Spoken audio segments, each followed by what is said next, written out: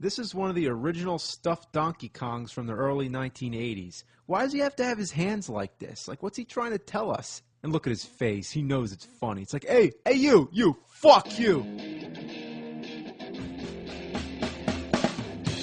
He's gonna take you back to the past to play the shitty games that suck ass. He'd rather have a buffalo take a diarrhea dump in his ear. He'd rather eat the rotten asshole of a roadkill skunk and down it with beer. He's the angriest gamer you've ever heard.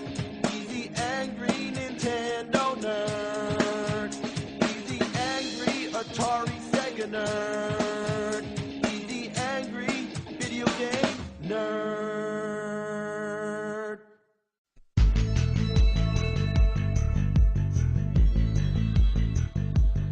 Oh boy. Let's talk about the Philips CDI. Now, if you're not familiar with the backstory, I'll give you a quick little rundown. Nintendo was working in conjunction with Philips to produce a CD-based add-on for the Super NES, which never came through. Now, Nintendo is also working with Sony on the same concept, and we all know what came of that, the PlayStation. But as for Philips, they too made their own game console. However, they had permission to utilize some of the Nintendo franchises. Now, what came of that was a shitty Mario game and 3 shitty Zelda games. Link, The Faces of Evil, Zelda's Adventure, and Zelda, The Wand of Gamelon. Okay. These games are notorious for their legendary ass suckage, which is hard to believe. How could there exist a bad Zelda game, let alone 3 of them, and on a console that's not Nintendo? Well, if you haven't heard of them, you might think you're living under a rock, but let me tell you, it's a rock worth living under.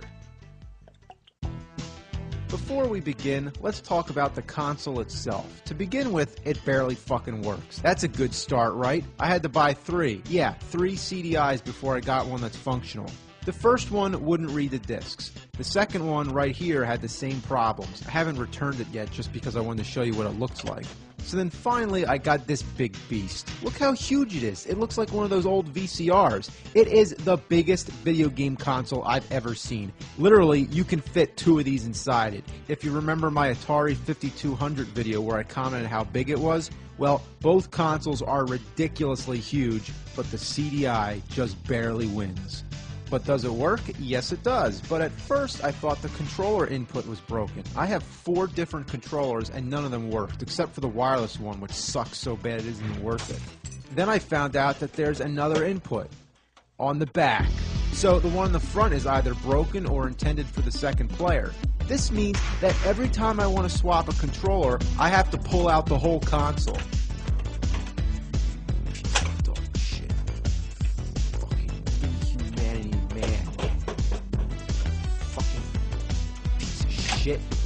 That is a pain in the ass. Why couldn't both be on the front? Seriously, I couldn't even imagine what they were thinking. Let's talk about the controllers. One is your average regular ass controller. The next one looks like a spoon. I really don't understand it. And this one has this awkward joystick. It's so stiff. It's basically just a stick on top of a regular D-pad. Then you have the wireless one. This is the standard controller that comes with the system. But as I've said, it's terrible.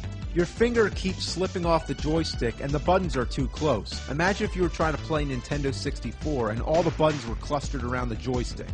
For your average point-and-click game, it's okay, but for an action game like Zelda, it is nearly impossible to use this controller. It's all worth it just to play such classics as Sticky Bear Reading, Lamb Chop's Play Along, Sailing, and The Flowers of Robert Mapplethorpe. Yeah, it had its share of educational games, some action games, but let's cut the bullshit and get to the ones you want to hear about. The Zelda games are pretty rare and kinda expensive. Zelda's Adventure was over $180 US.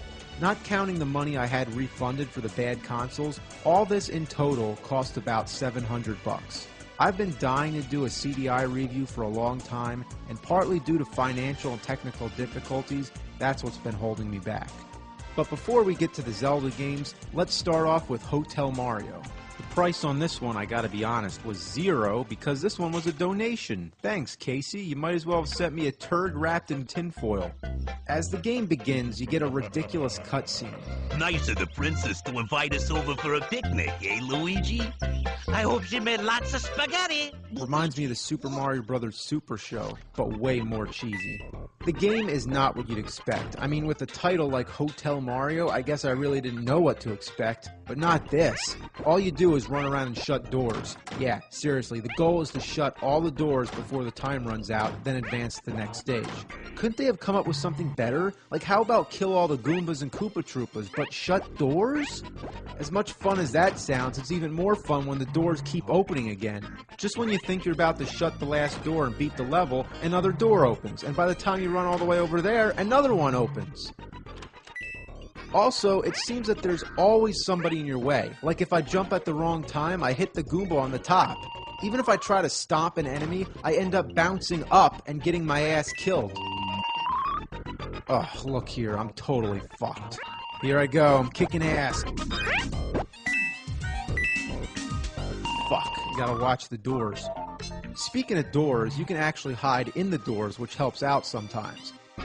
But these things with the arrows, let's talk about them. They're elevators, or they could be stairwells, whatever. Where the arrow points make sense. They go up, they go down. But the controls take some time to get used to. By instinct, if I see a down arrow, I press down. But that's not how it works. You have to hit up, regardless of which elevator you're on. And when you arrive at the other end, you're in that hiding position, so you have to hit down to step out. So often, you find yourself having to hit up on the down arrow, and when you go down to the up arrow, you press down. That's fucking confusing. And the elevators don't always go where you expect. No, it takes me to the other side where I get killed by the fucking caterpillar. The game is actually more reminiscent of arcade games from the early 80s, like Donkey Kong and Mario Brothers. And for something like that, Hotel Mario actually isn't too bad. It is challenging, I'll give it that. But the fact is, this was not the early 80s. This was 1994, and it was a next-generation console. Originally, they planned to release a sequel to Super Mario World titled Super Mario's Wacky Worlds, but it was canceled, and what we got was this. End of story. Well, all this CDI stuff is a shit sandwich that's too big for one mouthful. So check in for part 2. We're going to look at the Zelda games.